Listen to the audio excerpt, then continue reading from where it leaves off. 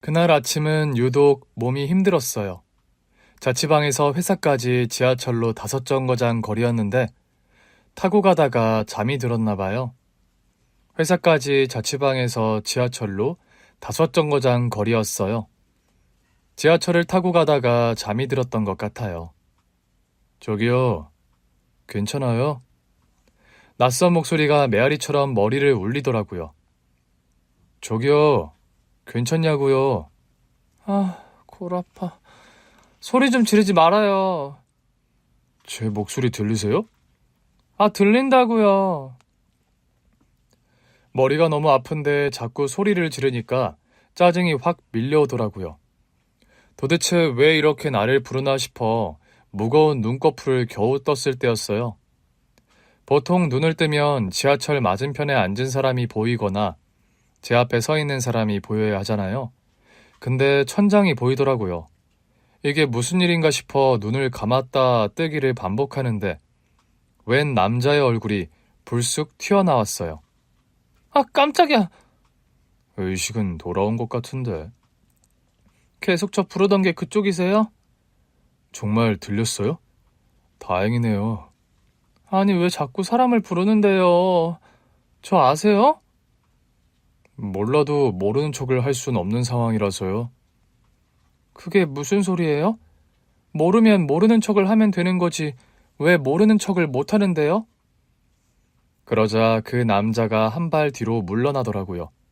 그제야 보였어요. 지하철 바닥에 누워있는 저를 내려다보고 있는 사람들의 시선이요. 그제야 떠올랐어요. 제가 지하철에 탄 뒤 자리에 앉은 적이 없다는 걸요. 너무 창피하고 놀라기도 해서 자리에서 벌떡 일어났는데 말을 걸던 그 남자가 제 팔을 잡아주더라고요. 그렇게 일어나면 어지러워요. 그러나 창피한 것도 잠시 지하철 밖으로 보이는 밖이 너무 밝은 겁니다. 지금 몇 시예요? 10시요. 분명 집에서 7시에 나왔는데 그날 제 출근 시간은 8시였거든요. 물건이 많이 들어오는 날이 출근 시간이 좀 더 이른 편이었는데 하필 그날이 그랬어요. 겨우 내려서 어찌어찌 회사까지 가긴 했는데 같이 일하는 분들이 하나같이 화가 나 계시더라고요. 미쓰리! 그렇게 안 맞는데 아주 불성실하네. 죄송합니다. 제가 지하철에서 잠이 드는 바람에. 정신 상태가 아주 빠졌구만. 일한 지 얼마나 됐다고 벌써 잔머리야? 내가 미쓰리 같은 직원을 한두 번 본 줄 알아? 미쓰리 같은 인력은 언제든 대체될 수 있어. 저도 알아요. 정말 죄송합니다. 당장 확 잘라버릴까? 대리님, 제가 잘못했어요. 저는 그 대리 앞에서 무릎까지 꿇었어요. 저는 절대 잘릴 수 없었어요. 당장 자취방 월세 나가야지. 적금도 나가는데 회사에서 잘리면 큰일이었거든요. 무릎 한번 꿇은 덕에 해고는 면했는데 그때부터는 아주 만만한 사람이 돼버렸어요. 아, 미쓰리, 나 커피 한 잔만. 네. 맞다. 커피 주고 나가서 이쑤시개 좀 사와. 이쑤시개요? 왜? 싫어? 저는 제 나름의 절박함으로 무릎을 꿇었는데 그 사람들은 저의 절박함을 우습게 여기더라고요. 그러거나 말거나 저는 꿋꿋이 일했어요. 그냥 자존심 없다고 생각하고 하면 된다고 생각했거든요. 자존심 부리는 것보다 돈 버는 게 더 중요했어요. 왜냐하면 우리 집은 정말 가난했거든요. 어릴 때 살던 집에서 쫓겨난 게 몇 번인지 기억도 안 나요. 우리 친정은 가난해도 너무 가난해서 쌀밥 한 번 제대로 먹어본 기억이 없어요. 그날도 월세를 못 내서 한겨울에 집 밖으로 쫓겨났어요. 집주인이 더는 못 참겠다며 우리 짐을 전부 보자기에 싸서 밖에 내버렸거든요. 저는 코를 흘리며 엄마를 보고 있었고 엄마는 턱을 덜덜 떨며 집주인이 내다버린 우리 짐을 끌어안았어요. 가자. 엄마가 가자고 하는데 어디로 가겠다는 건지 모르겠더라고요. 그 길로 고속버스 터미널로 갔던 것도 같은데 악몽은 그게 끝이 아니었어요. 졸다가 깼는데 엄마가 버스기사 아저씨랑 실랑이를 벌이고 있었어요. 우리 짐이 사라졌다니까요. 글쎄 그걸 내가 어떻게 하냐고요.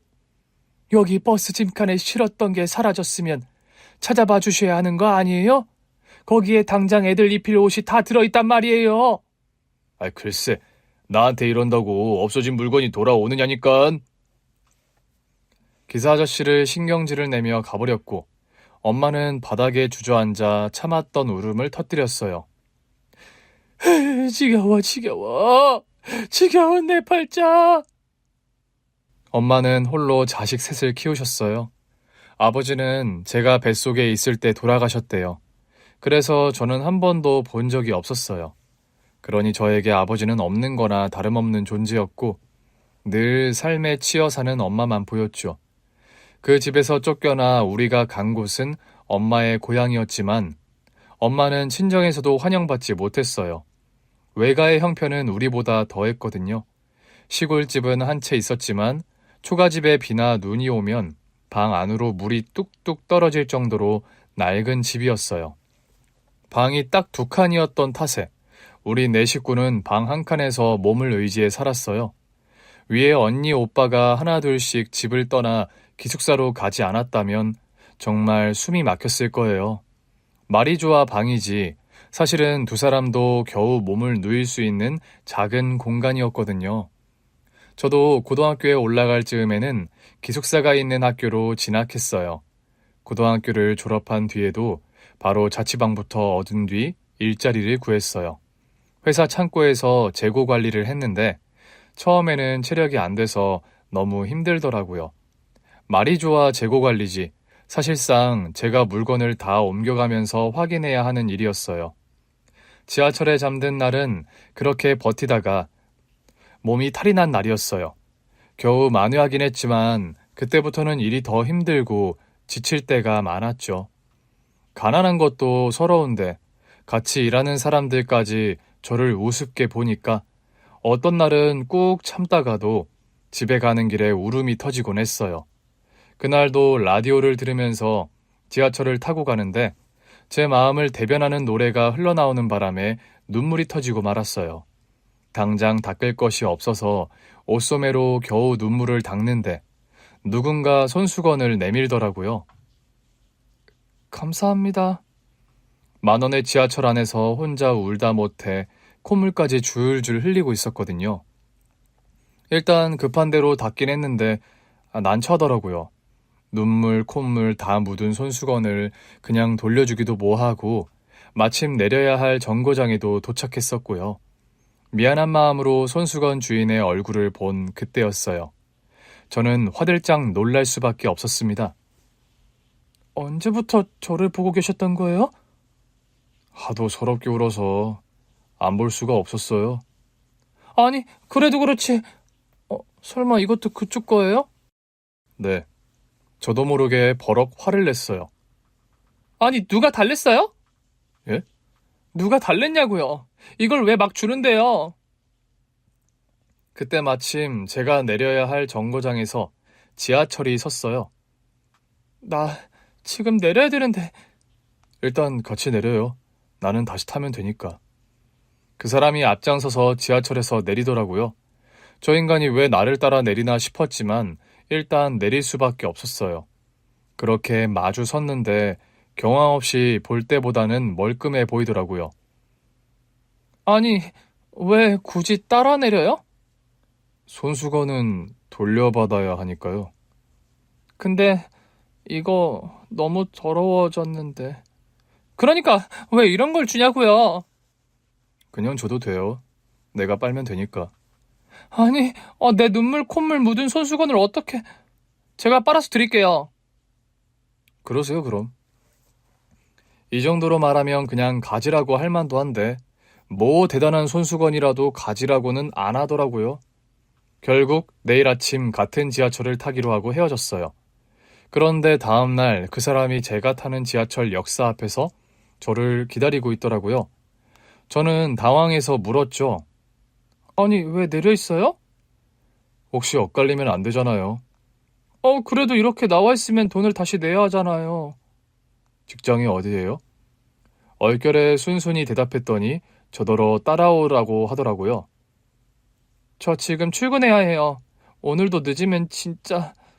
안 늦게 해줄게요. 따라서 와요. 그 사람이 저를 데리고 간 곳은 지하철 근처 공용 주차장이었어요. 저더러 자기 차에 타라고 하더라고요. 차가 있어요? 네. 근데 왜 지하철이 편할 때가 많잖아요. 그래서 늘 타는 건 아니고 한 번씩 애용해요. 아, 차가 있으신 분이었구나. 그러면서 손수건을 굳이 돌려받겠대요? 돈도 좀 있는 분이? 이렇게 다시 보려고 그런 거죠. 네? 타요. 늦으면 안 된다면서요. 저는 결국 그 사람 차에 탔고 여유 있게 회사에 도착했어요. 그런데 그 사람도 우리 회사 주차장에서 내리더라고요. 아, 맞다. 손수건 여기요. 네. 이제 그만 가보세요. 왜 내리신 건지. 그때였어요. 아이고, 신 사장님 오셨습니까? 우리 회사 대표님이 그 사람을 향해 머리를 조아리며 달려오시는 겁니다. 너무 놀라서 우리 대표님께 고개를 숙였지만 대표님은 저는 보이지도 않는 듯 했어요. 들어가시죠. 네. 그러나 그 남자는 저를 한 번 더 돌아보며 말했어요. 조만간 또 봐요. 그러면서 가는데 처음엔 멍했어요. 저게 무슨 소린가 싶고 저렇게 젊은 남자가 대표라니 안 믿기더라고요. 그러나 그 사람은 정말 우리 거래처 사장님이었어요. 그 전까지만 해도 우리 회사에 오는 걸 거의 본 적이 없었는데 안면을 튼 후라서 그런지 유독 자주 보이더라고요. 그러던 어느 날이었죠. 퇴근해요? 평소보다 조금 늦은 퇴근을 하며 나오는데 그 남자가, 아니, 그 사장님이 회사 정문 앞에 서 있더라고요. 아, 네. 거래처 사장님이라는 걸 알고 나니까 저도 모르게 허리가 저절로 굽혀졌어요. 물론 아주 많이 굽힌 건 아니고 아주 살짝 더 굽히는 정도였지만요. 퇴근이 많이 늦네요. 아무래도 재고조사라서요. 늦게 들어오는 물건도 있고 하면 더 늦어요. 저녁은요? 저녁은 아직이요. 같이 식사하실래요? 저랑요? 네. 너무 당연하다는 듯 네 하고 대답하는데 할 말이 없더라고요. 얼결에 따라가긴 했지만 이게 맞나 싶었어요. 혹시 지난번에 돌려드린 손수건에 문제가 있었나요? 아니요. 근데 저한테 왜 그러세요? 밥 먹이고 싶어서요. 네? 본인 얼굴이 어떤 줄 알아요? 피죽도 못 얻어먹은 얼굴이에요. 그날도 그래요. 지하철 바닥에서 그렇게 코 골고 자는 사람은 처음 봤어요. 제가 코를 골았다고요? 그래서 내가 깨운 건데요. 하도 시끄럽게 골아서. 주변 사람들이 점점 인상 쓰길래 아주 잠깐 머리가 띵해서 할 말을 잃었었어요. 말도 안 돼. 지금 농담하시는 거죠? 제가 기억 못한다고 이러시나 본데 그때 저한테 그러셨잖아요. 의식이 드냐고. 저 기절했던 거잖아요. 그게 아니고서야 제가 지하철 바닥에 드러누워 잘 리가 있어요? 내가 처음부터 끝까지 봤는데 처음에는 잡고 있던 손잡이에 손목을 넣은 채 예수님처럼 쭉 늘어지더니 결국 바닥에 툭 떨어졌어요. 다들 깜짝 놀라서 봤는데 본인만 태연하게 그 자세로 누워서 잘만 자더라고요. 그때부터는 귀까지 뜨거워진 걸 느끼며 아무 말도 못했어요. 그 사람은 저한테 한우를 사줬어요. 평소라면 과하다고 거절했을 법도 한데 아까 저를 놀린 게 너무 약 올리더라고요. 그래서 주는 대로 족족 내 입에만 넣었는데 그래도 한마디도 안 하고 계속 고기를 구워 제 밥 위에 놔주더라고요. 약오르라고 계속 먹기만 했지만 나중에는 배가 불러서 못 먹겠더라고요. 저 다 먹었어요. 다행히 밥은 잘 먹네요. 제가 구워드릴까요? 전 배불러요. 한 입도 안 드셨잖아요. 밥 먹고 왔어요. 전 안 먹었다고 한 적은 없는데요. 그냥 같이 식사하자고 했지. 이 남자 도대체 뭔가 싶었죠. 그 후로도 그 남자는 저한테 밥을 먹이거나 먹일 만한 걸 사다 주는 거로 계속해서 나타났어요. 처음에는 나를 놀리는데 재미가 들렸나 했는데 단지 놀린다기에는 저한테 시간과 돈을 너무 많이 쓰더라고요. 그러더니 어느 날 갑자기 결혼 반지를 내밀며 그랬어요. 나 너 먹여 살릴 정도는 되니까 그만 결혼하자. 뭐라고요?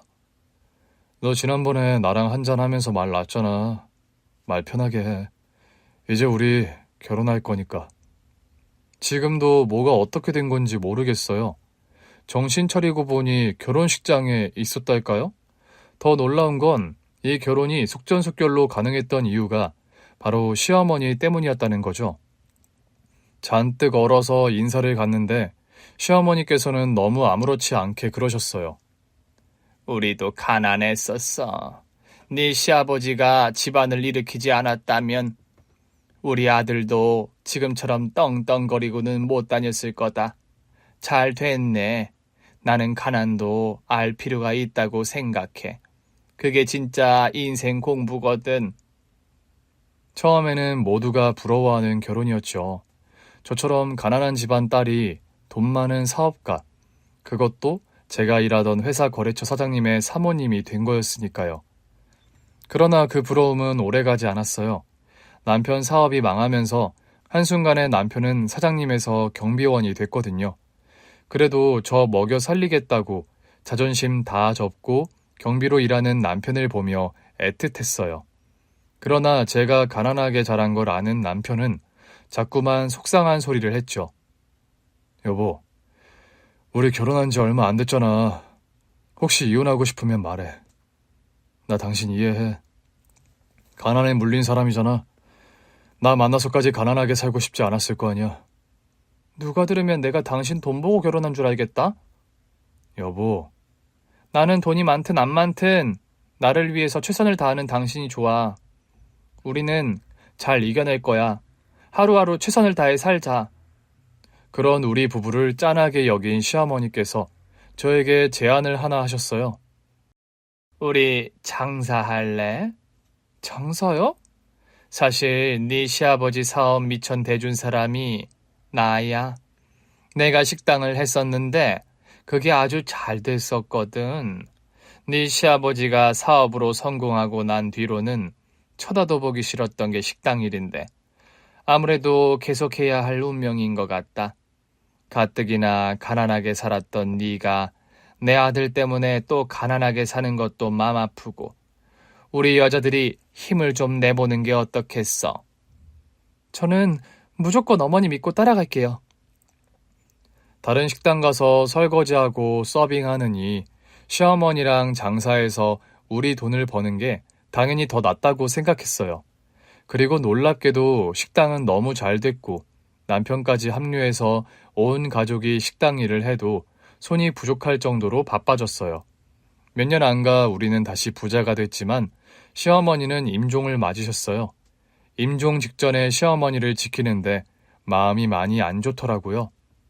어머니, 저희 때문에 너무 무리하셔서 이렇게 된 것 같아요. 죄송해요. 너희는 내 자식이다. 내가 끝까지 책임진 것뿐이야. 당연히 내 일을 해야지. 저희가 더 편히 사시게 모셨어야 했는데. 이러나 저러나 한평생이야. 아가, 내가 부탁할 게 하나 있어. 도련님이요? 우리 둘째 좀 부탁해도 되겠니? 남편에게는 나이 차이가 크게 나는 동생이 한 명 있었어요. 막내 생각에 한숨만 내쉬는 시어머니께 힘주어 약속했죠. 어머니, 저 의리 있는 여자예요. 어머니께서 우리 부부를 위해 해주신 것만은 못해도 제 자식이다 생각하고 돌볼게요. 좋은 대학도 보낼게요. 고맙다. 네가 내 며느리라 얼마나 다행인지 몰라. 그렇게 시어머니는 돌아가셨고 저는 아직 고등학생인 시동생을 제 아들처럼 돌봤어요. 서울대가 목표인 시동생을 위해 도시락도 2개씩 싸줬고요. 시동생이 그 도시락을 보고 울먹이더라고요. 꼭 엄마가 해주던 것 같아요. 제가 보고 따라한 건데 맛은 어머니 도시락보단 못할 거예요. 아니에요, 형수님 손맛 엄마랑 거의 똑같아요. 정말 그래요? 네. 그렇게 도시락 2개씩 싸서 학교에 보냈더니 정말 서울대에 들어가더라고요. 그 시동생이 서울대 졸업하고 결혼까지 하는 걸 보면서 정말 엄마가 된 기분이었어요. 정말 우리 신랑이랑 결혼을 잘했다 싶었던 게 시댁 식구들이 다 내 식구들 같더라고요. 그런데 참 희한하죠? 그렇게 정이 깊어질 즈음이 되면 자꾸만 세상을 떠나더라고요. 시동생은 결혼하고 몇 년 안 돼 세상을 떠났어요. 쥐병이 있었는데 우리 다 몰랐어요. 동서는 자신이 그 사실을 몰랐다는 충격에 알아누웠고 시동생을 아들처럼 키운 저도 알아누웠죠. 그러나 계속 그러고 있을 수도 없더라고요. 동서까지 알아누우니 조카가 누구의 돌봄도 못 받고 있었거든요. 아무래도 시동생이 세상 떠난 충격에 병원에 입원한 동서 대신 제가 조카를 봐야겠더라고요. 그러다 조카 생일이 가까워지면서는 고민이 많았어요. 동서랑 서방님이 아이 생일 파티를 늘 근사하게 해주는 것 같았거든요. 그래서 그 정도까지는 못해도 조카에게 부모의 빈자리가 덜 느껴지게 해주고 싶었던 것 같아요. 남편에게 말해서 불쌍한 조카 생일날 파티를 해주기로 했죠. 우리 조카 생일 축하한다. 정말 축하해. 감사합니다, 큰엄마, 큰아빠. 조카는 우리 시동생을 똑 닮은 딸아이였어요. 꼭 우리 시동생이 엄마 잃고도 똑부러지게 공부하던 것처럼 우리 조카도 할 거 다 잘하면서 씩씩하게 지내더라고요. 꼭 시동생의 어린 시절을 보는 것 같아 그리운 시동생 생각도 참 많이 했어요.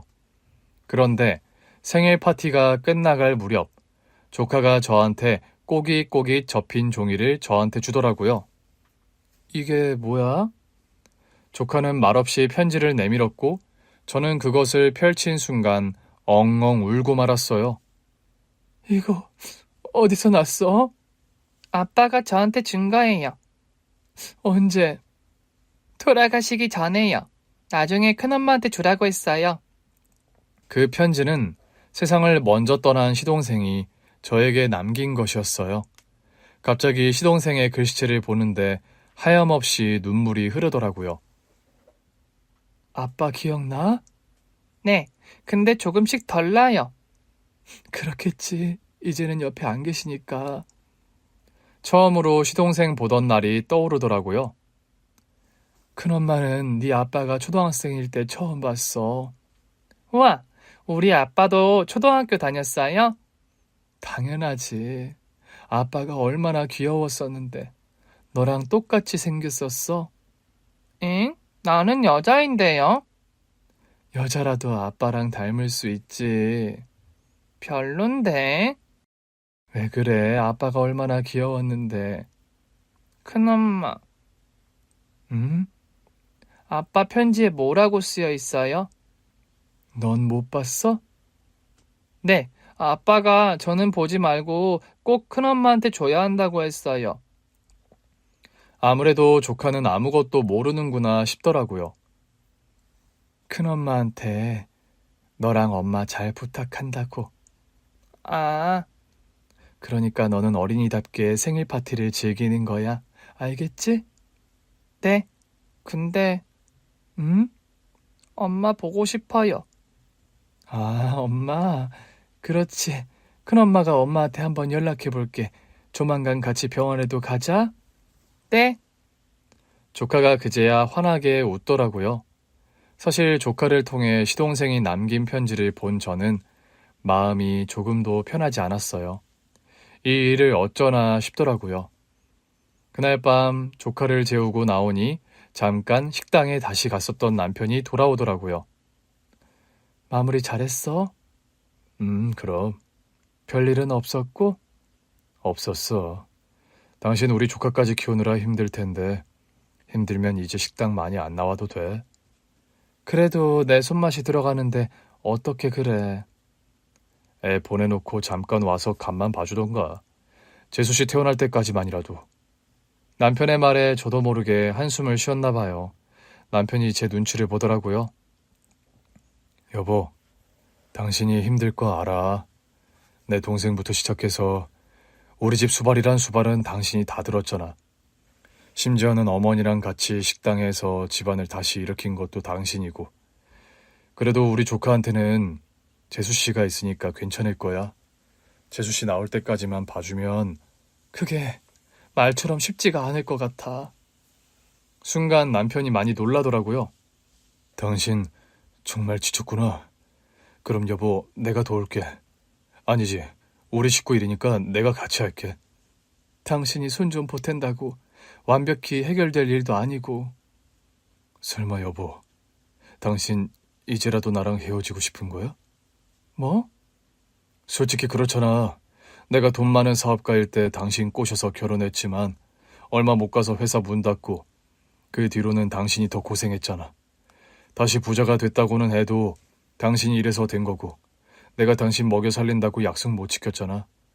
그래도 내 사업 망했을 때는 같이 살아주더니 조카까지 떠안으니까 너무 힘든 거지? 여보, 그러면 당장 이혼까지 생각하지 말고 일단 별거나 생각할 시간을 좀 갖자. 쉽게 끝날 일이 아닌 것 같아서 하는 소리야. 재수 씨가 많이 아파? 그래서 당신 마음이 무거운 거야? 또 남의 자식을 책임지고 키워야 하나 싶어서? 내가 더 잘할게. 이제야 우리 형편 좀 자리 잡았는데 당신이 이렇게 떠나면 난 어떡해. 그럼 내가 다 키울게. 차라리 당신이 식당에만 신경 쓰는 건 어때?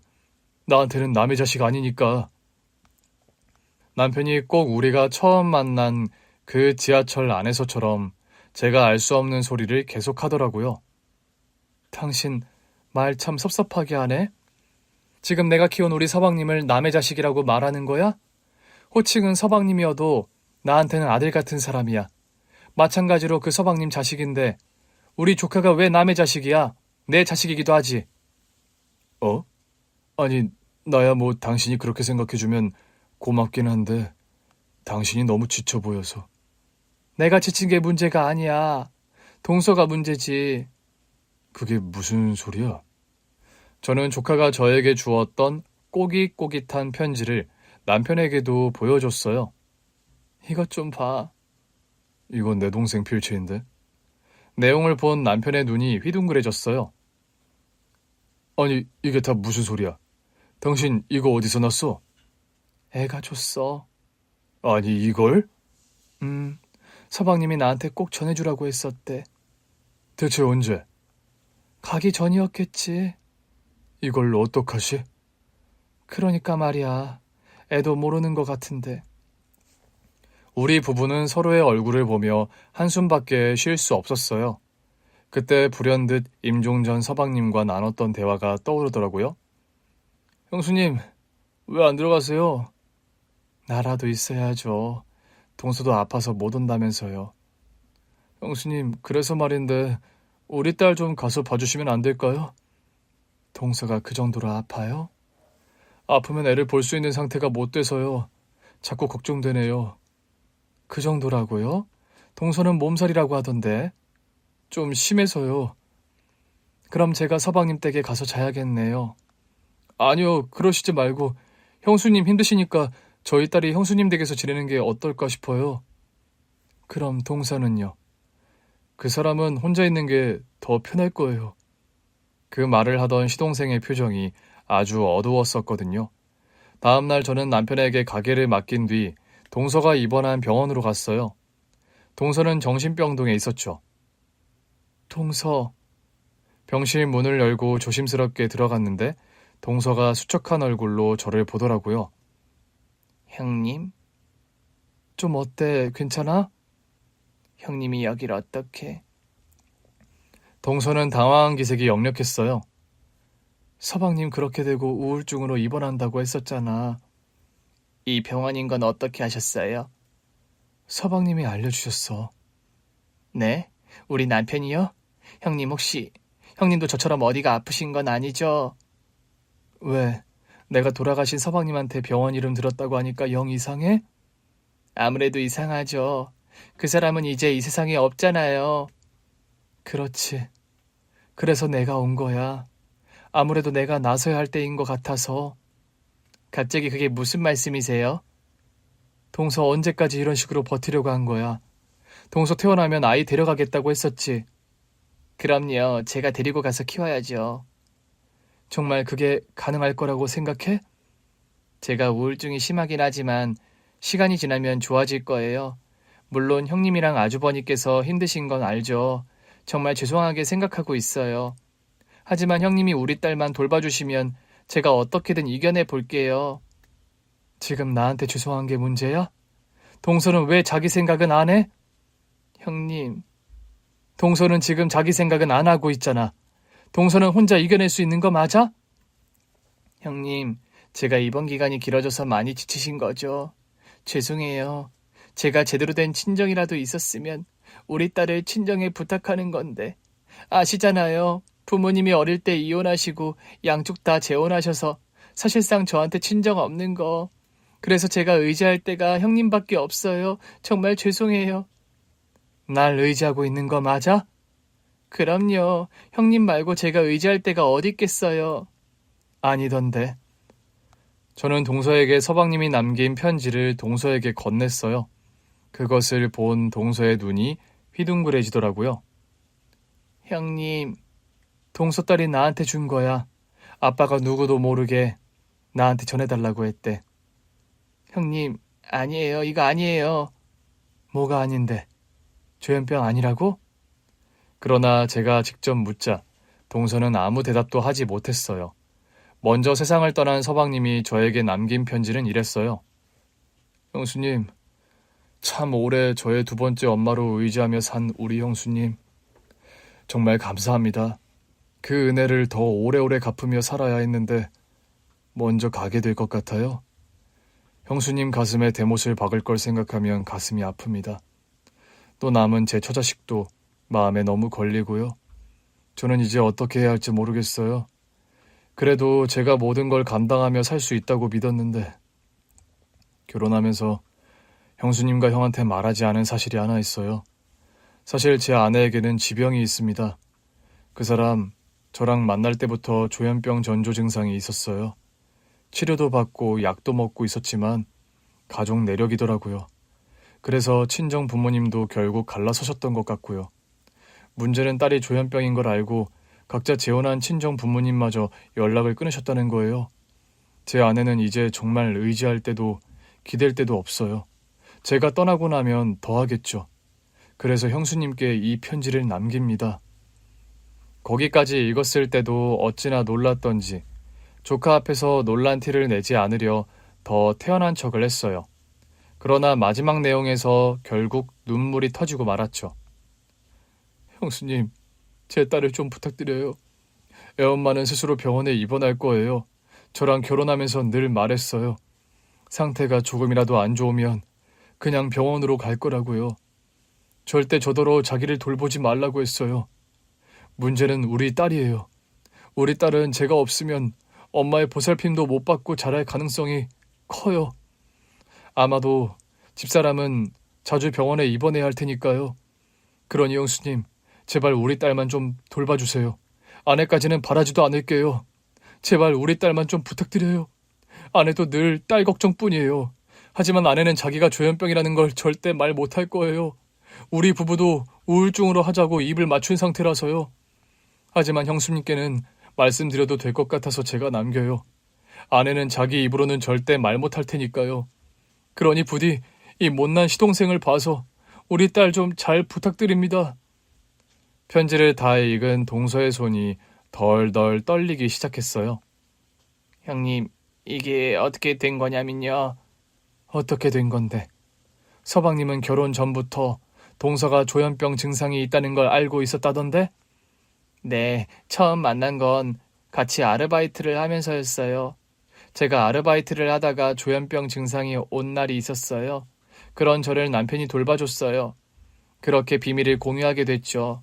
저는 남편이 제 증상을 알고 피하거나 아르바이트하는 곳에 일러서라도 저를 잘리게 할 줄 알았어요. 그런데 오히려 제 증상을 알고는 저랑 같은 시간대에만 일하려고 하더라고요. 행여나 저한테 증상이 있으면 자기가 숨겨주고 돌봐주려는 의도였죠. 처음에는 참 이상한 사람이다 싶었는데 언젠가부터는 이 사람이 없으면 아무것도 못할 것 같더라고요. 제가 염치 없이 먼저 고백했어요. 남편은 바로 받아줬고요. 제가 그때 고백하지 않았다면 남편도 저랑 엮이는 일은 없었을 텐데 죄송합니다. 둘이 사랑해서 결혼한 거잖아. 제가 큰 욕심을 부렸던 거예요. 그러지 말았어야 했는데 그 사람이 너무 좋아서 제 분수도 있고 고백을 했어요. 처음에는 고백해놓고 결국 후회했어요. 내가 괜한 소리를 했다. 저 착한 사람이 내 고백을 거절 못한 거다. 그렇게 생각했는데 남편이 제 손을 잡더니 그러더라고요. 우리 둘이 함께 있으면 못할 일이 없다고요. 그러니 너무 걱정하지 말라고. 그때부터 거짓말처럼 증상이 호전되더라고요. 어쩌면 이 사람만 내 곁에 있으면 내 증상이 많이 잠잠해질 수도 있겠다 싶었어요. 그래서 결혼까지 하게 된 거고요. 그 후로는 치료는 받았어? 당연히 받았죠. 근데 아이가 생기면서 한동안 못 받았어요. 임신 기간만이라도 아이 태교에 더 집중하고 싶었거든요. 그러면 안 됐던 것 같아요. 시간이 갈수록 증상이 심해져요. 요즘은 어떤데? 남편 떠난 후로 어딜 돌아다니질 못하겠어요. 세상이 다 두렵고 버스 한번 타기도 어려워요. 그런데 어떻게 병원에 혼자 입원을 한 거야? 우리 딸한테서 떨어지려고요. 뭐? 신랑 닮아서 똑똑하고 건강한 우리 딸이 저 때문에 어두워질까봐 무서웠어요. 우리 신랑이 그랬거든요. 처음에는 호기롭게 시작한 결혼이었죠. 하지만 점점 무기력해지고 조금만 이상한 상황이 생겨도 과대망상과 불안감으로 덜덜 떨었으니까요. 남편이 저로 인해 병들어가는 게 보였어요. 어쩌면 그래서 이렇게 빨리 간 걸지도 몰라요. 어쩌면 저를 피해서 도망치고 싶었던 거 아닐까요?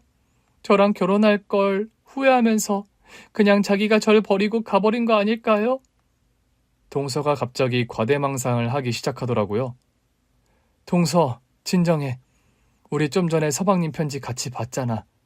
서방님은 세상 떠나기 전까지 가족 생각밖에 없었어. 저보다는 우리 딸 걱정이었죠. 저처럼 아픈 사람이 딸을 물들일까봐 무서웠을 거예요. 자기도 저 때문에 병 들어갔으니까요. 그렇게 밝고 씩씩하던 사람이 나중에는 안색도 어둡고 말수도 적어졌어요. 그거야, 서방님은 아팠으니까 병이 깊어지면서 말수도 적어지고 안색도 어두워졌겠지. 아, 그렇긴 하네요. 그러니까 지금 동서가 나한테 해줘야 하는 말은 동서는 괜찮냐고 거기에 대한 대답을 해줘. 동서가 정말 혼자서도 괜찮은 상태인 건지 아니면 어쩔 수 없이 혼자 병원으로 들어온 건지. 형님, 저는 이제 의지할 데가 없어요. 그나마 병원이 가장 안전해요. 저에게도 모두에게도. 그 모두에 나도 포함이야? 네, 당연하죠. 우리 신랑 살아있을 때도 진즉에 이렇게 병원에 갇혔어야 했어요. 나만 가뒀으면 우리 신랑도 그렇게 버거워는 안 했을 텐데. 서방님이 동서를 버거워했는지 어쨌는지는 나도 모르겠어. 하지만 나한테 굳이 이 편지를 남긴 건 결국 동서 때문 아니겠어? 네? 나는 동서가 심각한 우울증이라서 계속 입원을 한다고 해도 동서 딸은 돌봤을 거야. 근데 서방님은 굳이 동서가 조현병인 걸 나한테 알리려고 했잖아. 만약을 대비해서 아니었을까요? 제가 증상이 많이 안 좋아지면 딸이 위험해질 수도 있으니까요. 동서가 그렇게까지 되지 않게 하기 위해서였겠지. 동서는 혼자 못해. 네? 동서 혼자 견딜 수 없을 거야. 혼자 있으면 생각만 많아질 거 아니야. 동서는 혼자 못한다고. 혼자 해야 돼요. 이제 남편도 없고 딸은 저랑 상관없이 살아야 돼요. 제가 바라는 건 그거 하나예요. 저는 어차피 계속 병 들어갈 거예요. 그냥 병원에 처박혀 있을게요. 아니, 동서도 가족이 필요해. 안 돼요. 가족들을 힘들게 할 순 없어요. 우리 신랑처럼 저 때문에 병 들어가게 할 수 없어요. 우리가 같이 하면 할 수 있어. 안 돼요. 우리 신랑도 같이 해보려고 했다가 그렇게 된 거예요. 동서, 서방님은 몸이 아팠던 거지 정신이 아팠던 게 아니야. 만약 동서로 인해 병든 거라면 몸보다는 정신이 더 아프지 않았겠어? 그런가요? 동서는 지금 우리 걱정을 하잖아. 우리 걱정을 한다는 것 자체가 동서는 아직 괜찮다는 거야. 그리고 가족들과 함께 이겨낸다면 계속 괜찮을 수도 있어. 아주 나아지거나 완치 같은 건 없다고 해도 말이야. 전 자신 없어요. 딸내미가 동서 보고 싶대. 네? 조만간 병원에 같이 가기로 약속했어. 동서 딸내미한테도 이런 모습 보일 거야? 나 때문이다. 너희 아빠는 나 때문에 먼저 갔다. 아니요. 동서가 울더라고요. 보는데 너무 짠했어요. 이렇게 힘든 생각과 감정을 혼자 견디고 있다니. 제가 너무 무심했다 싶었죠. 행여 우울증이었다고 해도 더 돌봤어야 했는데 갑자기 서방님을 보낸 뒤 저도 정신이 없었던 거죠. 조카도 키우랴 식당 일도 하랴. 그러나 동서를 본 순간 더는 동서를 혼자 둘 수 없다는 결론에 이르렀어요. 동서가 결정해. 딸을 병원으로 오게 할 건지 아니면 동서가 우리 집으로 올 건지. 형님, 제가 괜히 갔다가 이상한 모습이라도 보이면요. 동서는 괜찮을 거야. 아니에요. 저 안 괜찮아요. 저 조현병이라니까요. 우리가 함께 할 거니까 괜찮아. 안 돼요. 저는 병원을 벗어날 수 없어요. 그럼 딸내미 데리고 병원으로 올까? 그것도 안 돼요. 절대 안 돼요. 그럼 영영 딸 안 보고 살 거야? 동서가 또다시 울더라고요. 저는 동서의 등을 가만히 쓰다듬었어요. 동서, 우리 다 괜찮을 거야. 내가 보니까 동서 안 심각해. 지금은 서방님 보내고 스트레스가 심해서 자기 상태가 심각하다고 여기는 것 같은데 정말로 우울증도 있는 것 같아. 배우자를 먼저 보냈는데 어떻게 멀쩡할 수 있겠어? 형님. 동서가 제 허리를 끌어안고 울더라고요. 하여튼 못 살아. 진즉에 말을 했어야지. 아프면 아프다고 힘들면 힘들다고 말을 해야 도와줄 거 아니야. 형님 약속해 주세요. 제가 조금이라도 증상이 보이면 그냥 병원에 입원시킨다고요.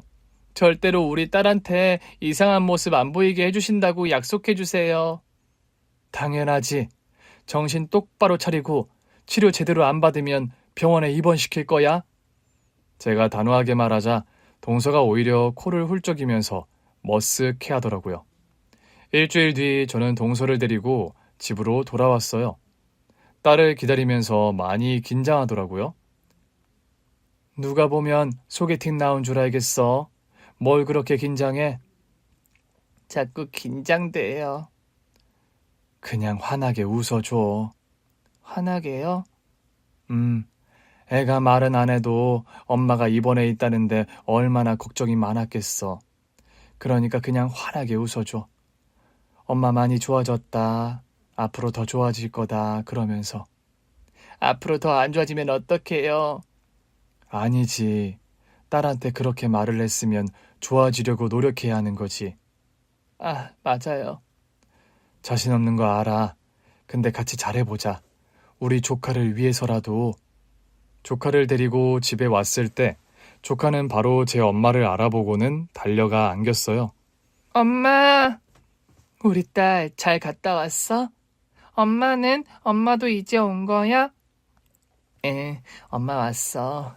근데 동서가 또 상태가 안 좋아지면 다시 병원에 갈 수 있다는 얘기를 하려고 하더라고요. 그래서 제가 쉿 하라고 신호를 보냈죠.